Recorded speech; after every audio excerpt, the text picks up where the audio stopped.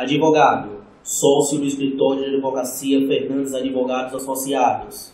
Militante na área de direito constitucional, previdenciário e tributário. Assessor jurídico da SNTT Instância.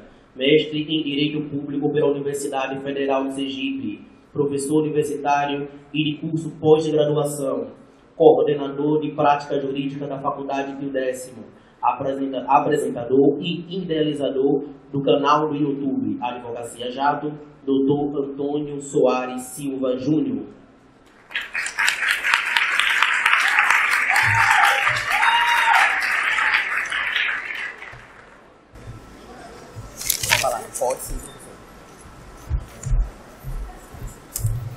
Bom, primeiramente, boa tarde a todos. Agradecer a organização do evento por ter me convidado mais uma vez.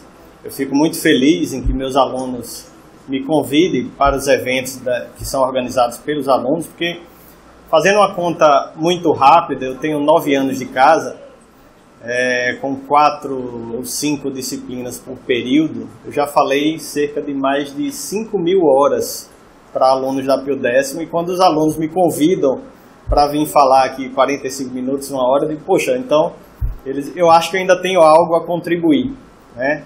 Agradecer ao professor Milton, à professora Bruna, são 2 coordenadores que eu tenho certeza que se preocupam. Eu vivencio dia a dia a preocupação que eles têm com a qualidade do curso, com a formação de vocês. Então é uma satisfação muito grande fazer parte dessa equipe.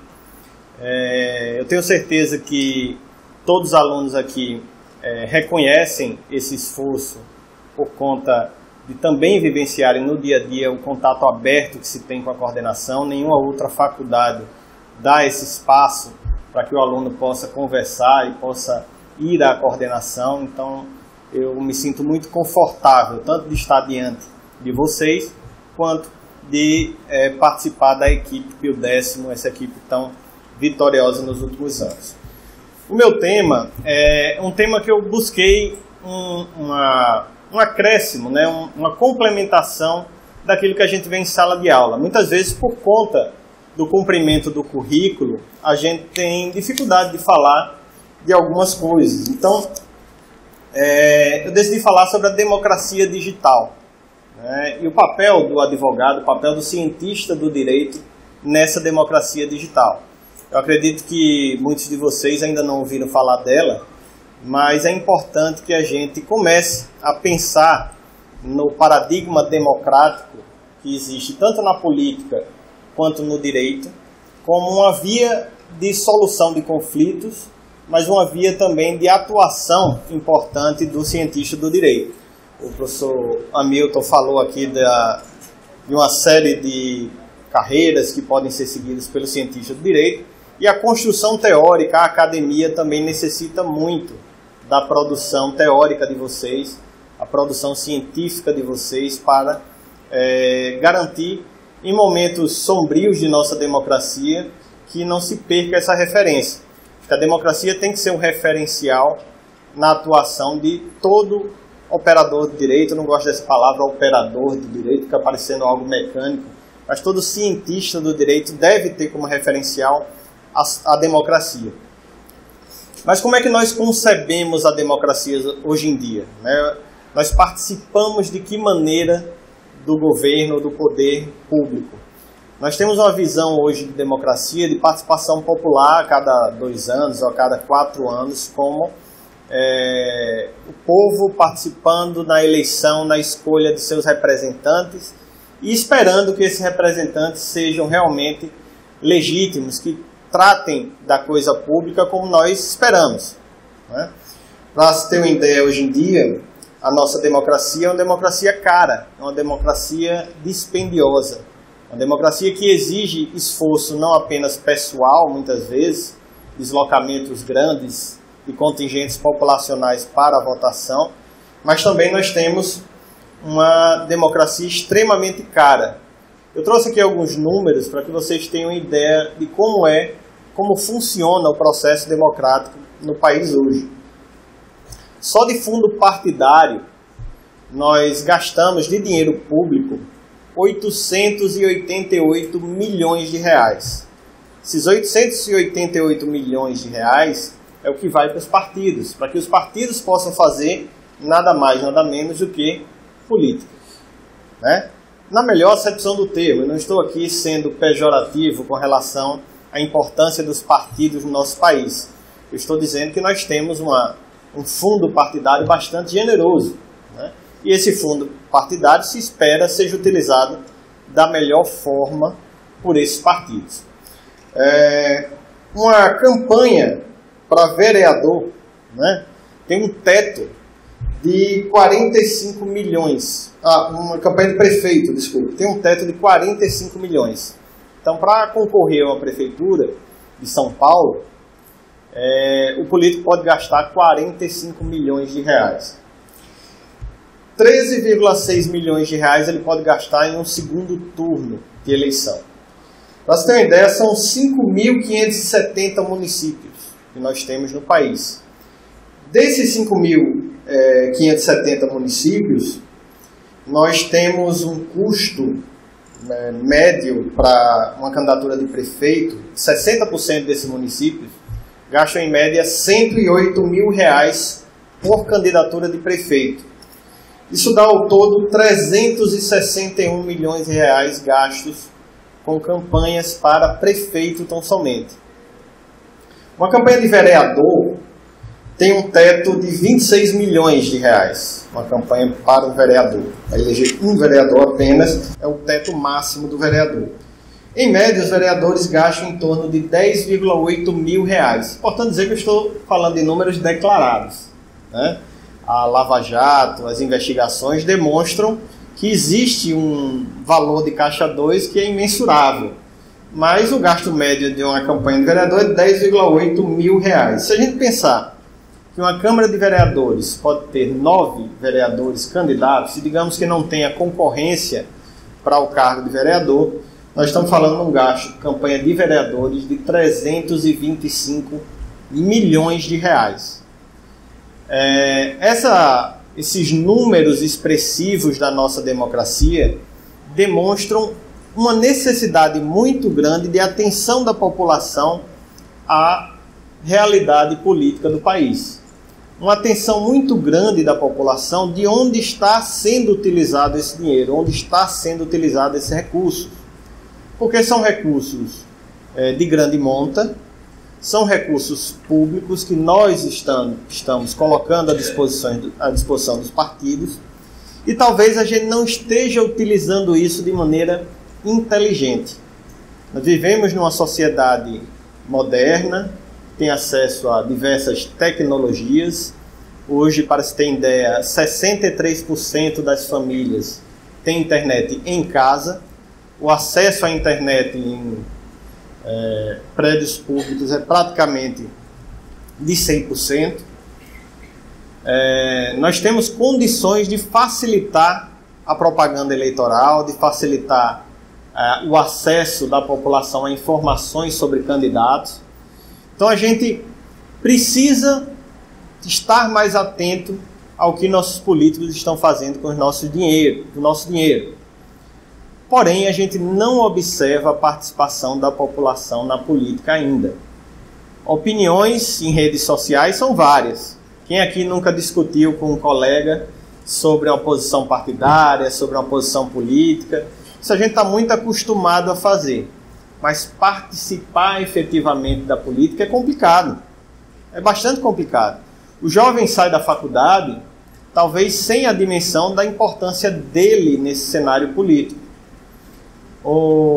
Nossa faculdade, Pio Décimo, eu até conversando com os alunos do 10º período, meus alunos de previdenciário, a gente chegou nessa conversa sobre política, sobre participação política do jovem. E, curiosamente, nossa faculdade, pelo menos, não tem ativo um centro acadêmico de Direito, né? O curso de Direito é um curso reconhecido por formar lideranças políticas, lideranças sociais, lideranças que participam da comunidade com a sua contribuição intelectual.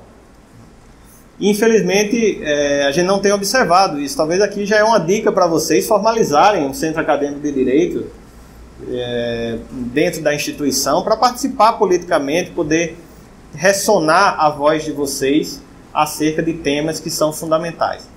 Mas essa é uma visão da democracia que nós temos atual, né? A visão que nós temos hoje da democracia é essa, em que há dificuldade para que o jovem entre num partido, mas não somente entre no partido, participe da discussão desse partido, das discussões, e também coloque seu nome à disposição das pessoas para se candidatar, se eleger. Então, a gente sabe dessa dificuldade. Infelizmente, alguns partidos têm dono. É impressionante como o poder político ainda fala muito alto, mesmo depois de todos esses escândalos, mesmo depois de tudo aquilo que a gente vê nos noticiários, que a gente observa de prisões, de investigações. Ainda assim, nós vemos como tábua de salvação determinadas pessoas, determinados grupos, quando nós mesmos podemos fazer a diferença. O que eu pretendo falar aqui acerca da democracia digital talvez necessite de vocês um esforço mental que eu vou pedir que vocês façam agora. Imaginem que a gente zera tudo, né? Não seria tão bom se a gente zerasse um pouco tudo que está acontecendo agora. E vamos pensar numa outra alternativa. Vamos pensar numa alternativa que permita que cada um de nós seja realmente entendido, compreendido, ouvido num cenário de democracia digital. Mas, para que vocês entendam um pouco o que é a democracia digital, eu fiz questão de tentar aqui uma transmissão com um especialista na área que possa falar do que é democracia digital aqui para a gente. Será que é possível a gente conseguir contato com ele?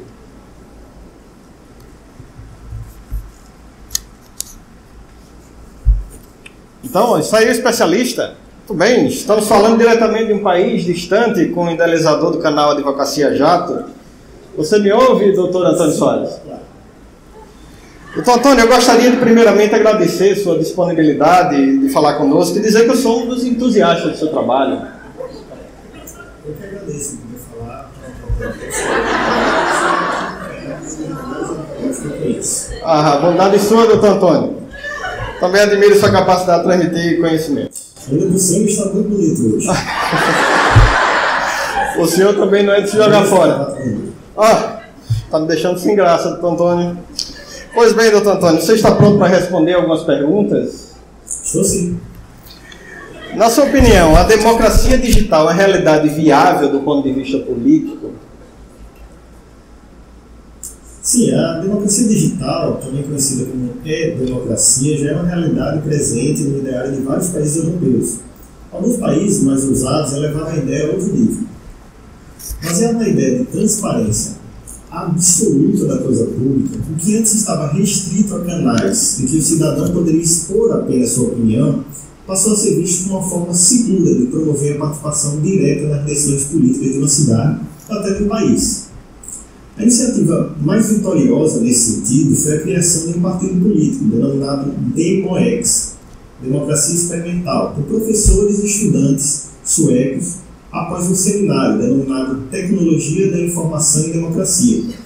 Nesse seminário se discutiu o desencanto generalizado com os políticos tradicionais, além de observarem que o povo só era consultado de 4 em 4 anos no período da eleição, e após isso os políticos agiam como bem entendiam.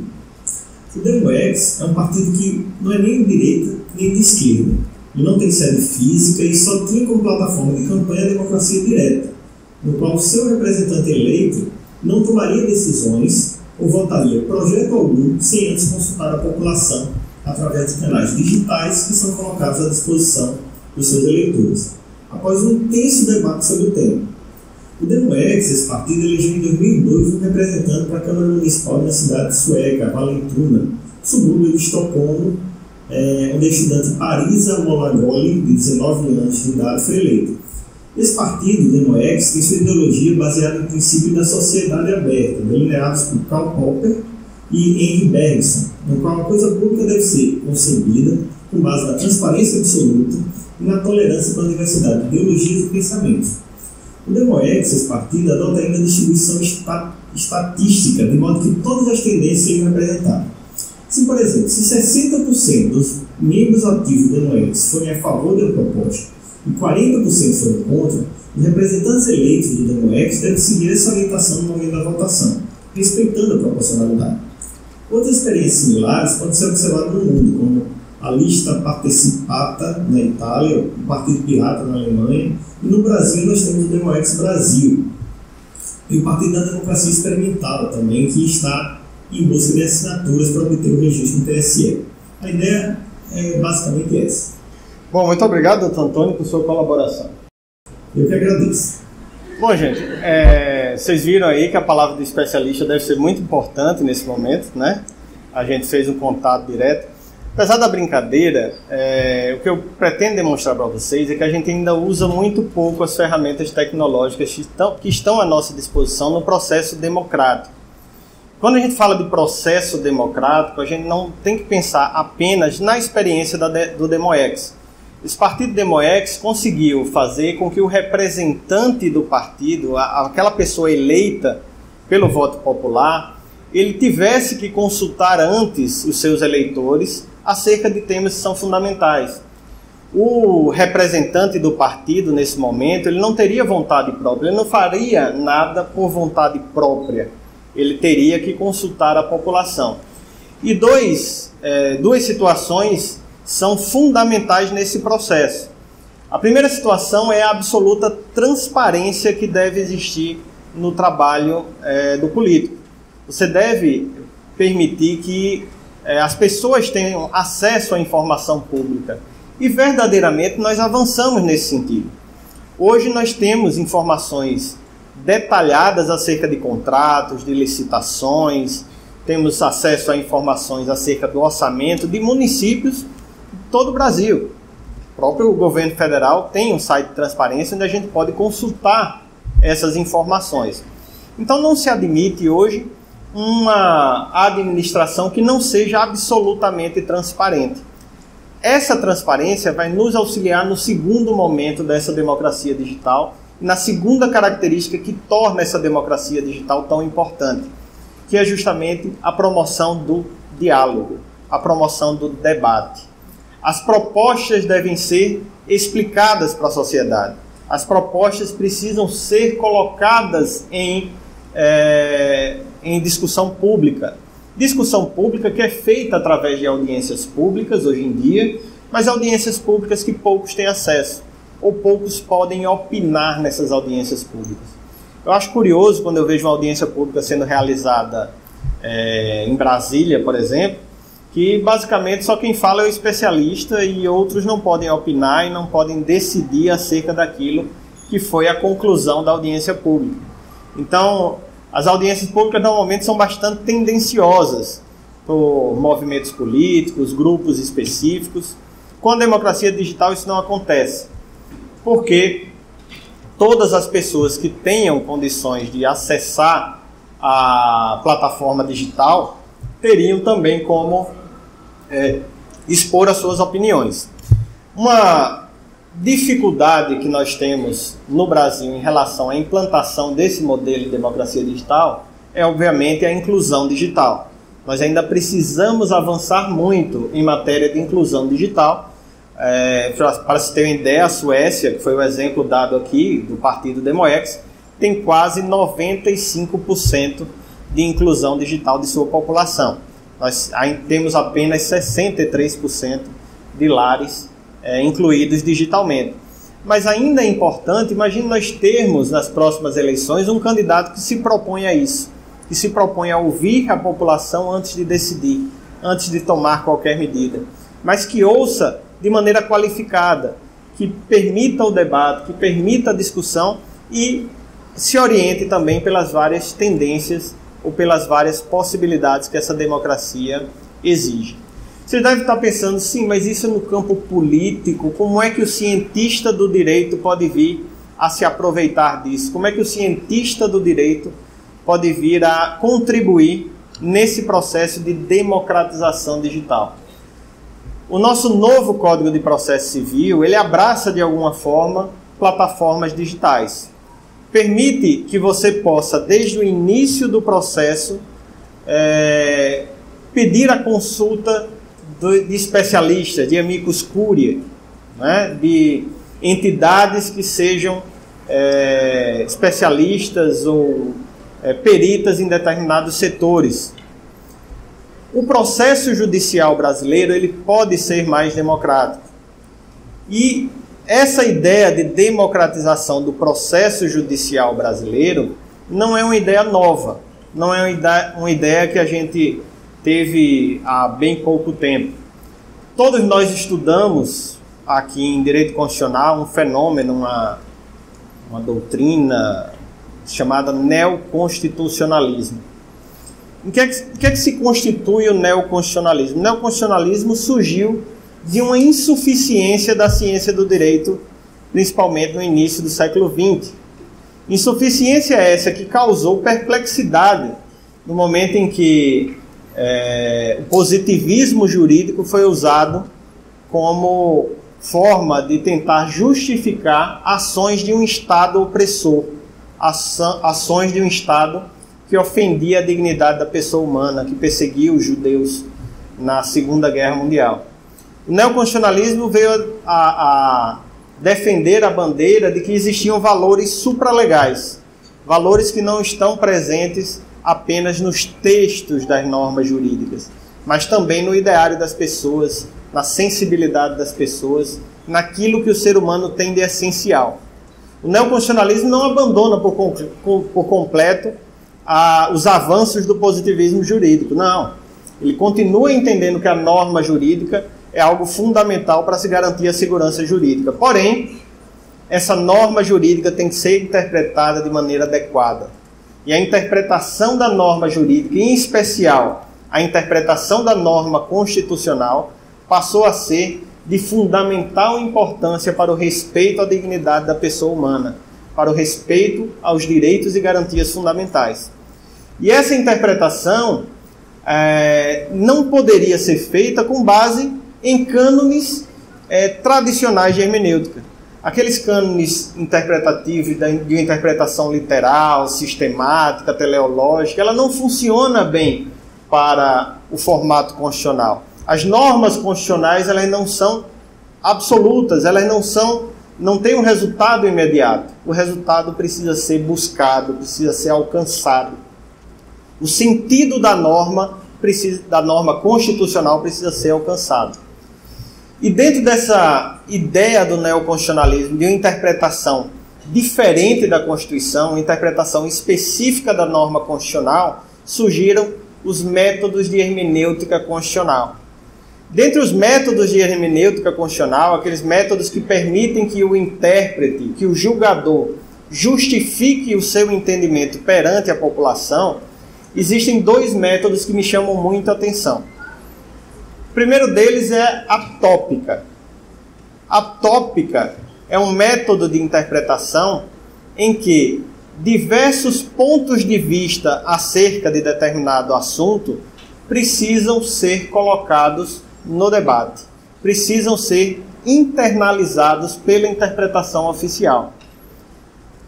Esse método tópico por si só já foi utilizado por nossa Corte Constitucional no momento em que discutia a possibilidade ou não de utilização de células embrionárias em pesquisas científicas. Porque a grande discussão jurídica acerca da possibilidade de utilização dessas células embrionárias é saber quando se inicia a vida. Será que com as pesquisas acerca das células-tronco eu estaria cometendo um homicídio, eu estaria cometendo um aborto, alguma ilegalidade? Obviamente que o nosso conhecimento meramente jurídico não é capaz de responder satisfatoriamente a essa pergunta.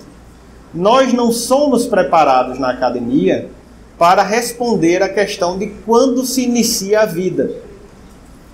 Quem melhor pode responder a essa pergunta são cientistas, são antropólogos, são religiosos, são sociólogos, são filósofos, são artistas que trabalham com a sensibilidade. Todas essas pessoas, porém, não podem estar alijadas do processo judicial. Então, o processo judicial, em que se discutem questões fundamentais, questões de direito e garantias individuais, e direitos e garantias sociais, precisa ser aberto. Precisa garantir a participação da sociedade nesse processo. O modelo utilizado pelo Supremo Tribunal Federal foram as audiências públicas. Não se pensou na época de uma audiência pública geral, digital, que permitisse que as pessoas à distância pudessem opinar. Mas é uma ferramenta fundamental para que a gente colha o máximo de informações. O grande teórico que internalizou essa ideia da tópica no processo de interpretação da norma constitucional foi um autor chamado Peter Herberle. É um alemão que escreveu um livro muito bom, muito simplesinho, chamado Sociedade Aberta dos Intérpretes da Constituição. A Sociedade Aberta dos Intérpretes de Constituição aproveitou a teoria do Karl Popper, que foi citado aqui pelo nosso especialista, né? O Karl Popper, ele tinha a ideia de que quanto mais aberta for a sociedade, mais possível é o debate, mais contribuição a sociedade pode dar para o desenvolvimento não somente do direito, como de todas as relações sociais. Essa interação entre a sociedade aberta e o judiciário e os intérpretes oficiais da Constituição é que permitem que o processo judicial seja ainda mais democrático. Recentemente, nós avançamos nesse sentido e eu quero que vocês atentem para isso. Nós tivemos uma alteração recente na Lei de Introdução às Normas do Direito Brasileiro, a nossa antiga Lei de Introdução ao Código Civil. Foi em abril de 2018, temos acho que um mês aí de que houve essa alteração. Já para internalizar a ideia de que em uma decisão judicial, ou mesmo em uma decisão administrativa, eu não posso simplesmente seguir o espírito da lei. Eu não posso seguir a intenção do legislador. Eu preciso ir além. Eu preciso ser responsável com o resultado da minha interpretação. A responsabilidade com o resultado da interpretação é o que a gente chama em direito de pragmatismo. O pragmatismo é uma ciência interpretativa, é uma ciência que vai levar em consideração o dano eventualmente causado por uma interpretação judicial. Então, o artigo 26 da Lei de Introdução às Normas do Direito Brasileiro, recentemente alterado, diz o seguinte: para eliminar irregularidade, incerteza jurídica ou situação contenciosa na aplicação do direito público, inclusive no caso de expedição de licença à autoridade administrativa, poderá, após a oitiva do órgão jurídico e, quando for o caso, após a realização de consulta pública e presentes razões de relevante interesse geral, celebrar compromisso com os interessados, observada a legislação aplicável, o qual só produzirá efeitos a partir de sua publicação oficial. O artigo 26 vem dizer o seguinte: olha, se existir alguma irregularidade a ser sanada no âmbito do direito público, a autoridade poderá celebrar um termo de ajustamento de conduta, algo como um termo de ajustamento de conduta, porém, ele deverá permitir a participação da população através de audiências públicas. O que a norma coloca como poderá, a gente tem que entender como deverá. Nós precisamos participar desse processo de construção de um novo direito. O artigo 29 repete: em qualquer órgão ou poder, a edição de atos normativos ou autoridade administrativa, salvo os de mera organização interna, poderá ser precedida de consulta pública para manifestação de interessados, preferencialmente pelos meios eletrônicos.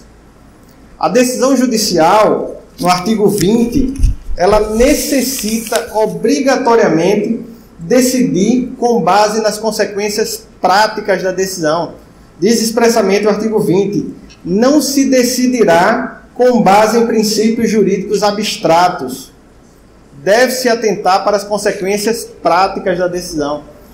Então vocês podem estar pensando que a gente vai perder um pouco da juridicidade do direito, que vai perder um pouco da imperatividade, daquela obrigatoriedade das normas jurídicas, mas isso não é verdade.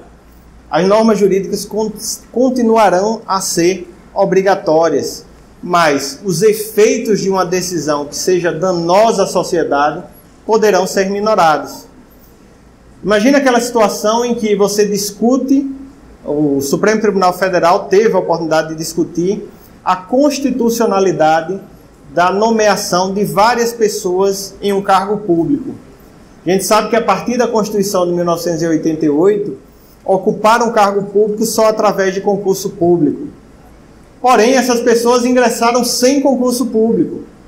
Só que a demora do Poder Judiciário em dar uma resposta levou com que essa questão demorasse 20 anos para ter uma resposta do Supremo Tribunal Federal. O Supremo Tribunal Federal não poderia, nesse caso, simplesmente dizer, olha, eu vou anular de pleno direito todas as nomeações que foram feitas e colocar na rua uma categoria inteira de profissionais que há 20 anos sobrevive de determinado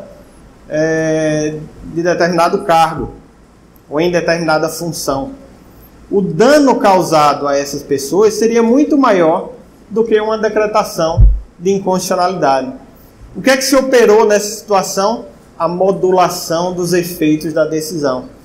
Foi dito que a situação era de inconstitucionalidade, porém, para evitar um mal maior, evitar um dano a essas pessoas, devido à irresponsabilidade ou à ineficiência do judiciário, o STF entendeu que aquelas pessoas deveriam manter os seus cargos e as futuras nomeações não poderiam ser feitas mais naquele formato.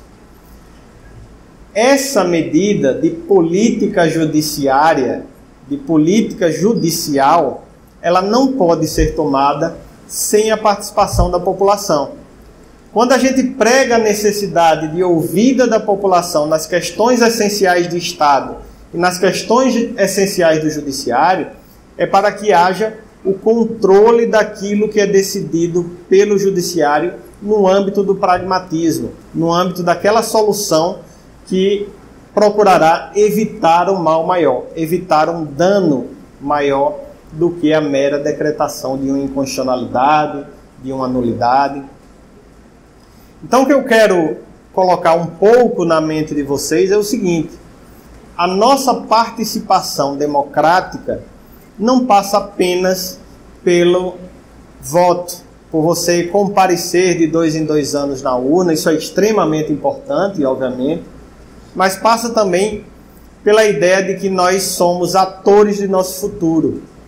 Nós fazemos com que a nossa sociedade se desenvolva.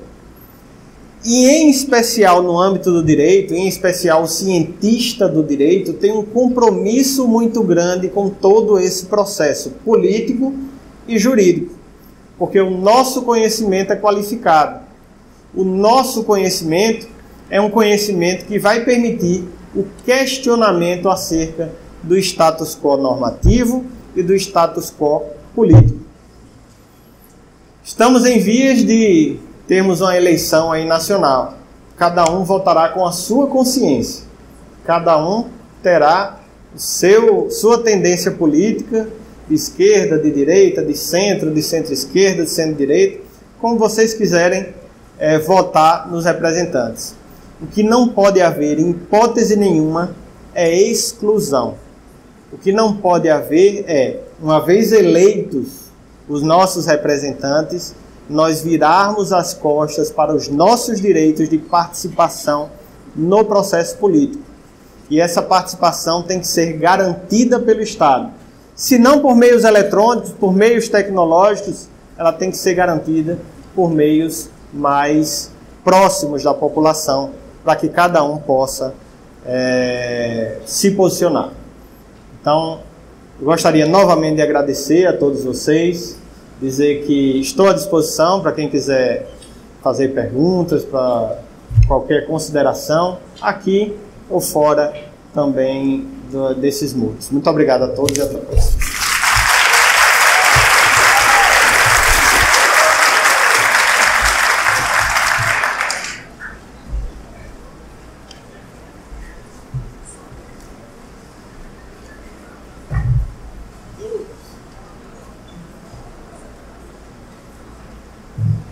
Se me deixar aqui, eu vou até lá. Alguém tem alguma pergunta? Deixa eu fazer uma pergunta. Consideração. Pois não? Dá para ouvir.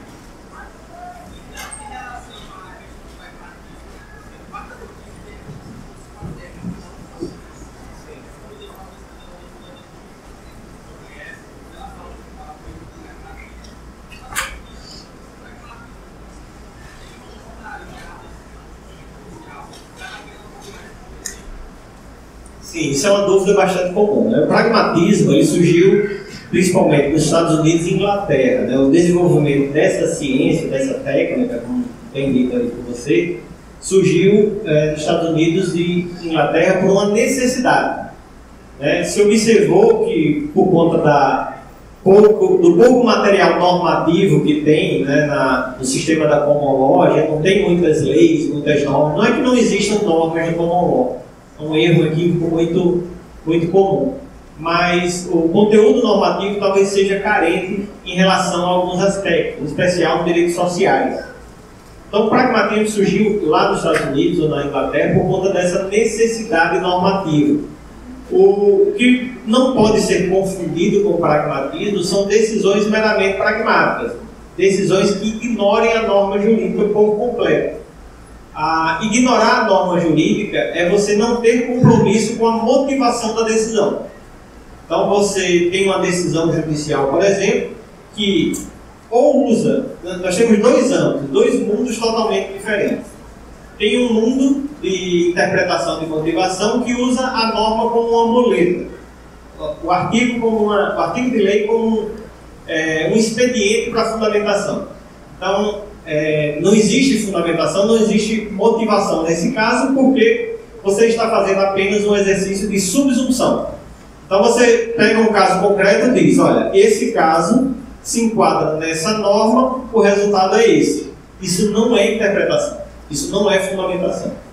Fundamentar é você encontrar as razões que levaram você a decidir de acordo com aquela norma jurídica, ou com a conclusão que você entende cabível da interpretação daquela norma jurídica.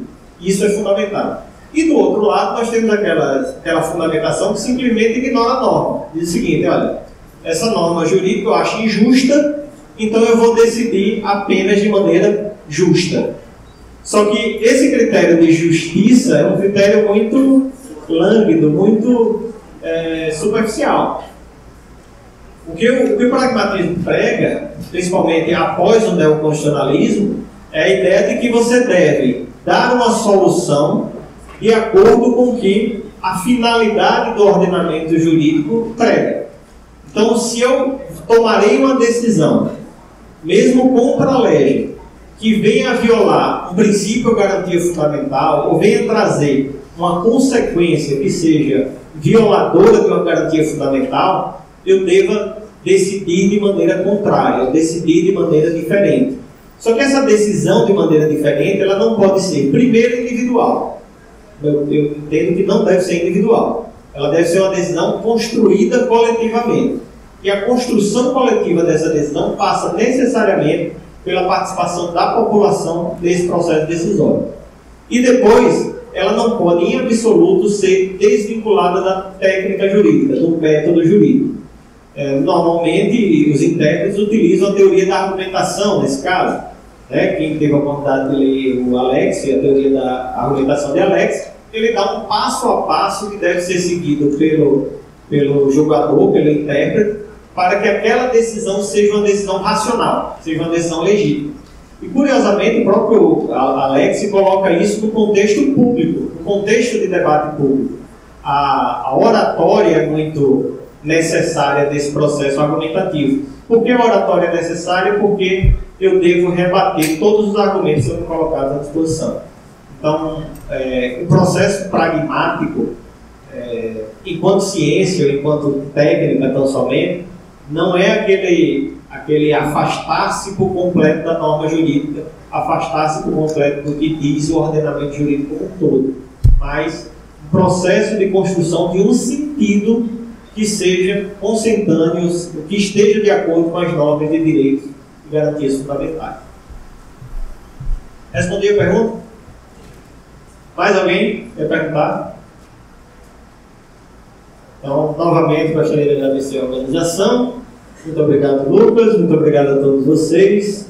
Espero que vocês assinem o canal Advocacia Já, né, para poder receber os nossos vídeos e participarem também com as suas perguntas. Muito obrigado a todos.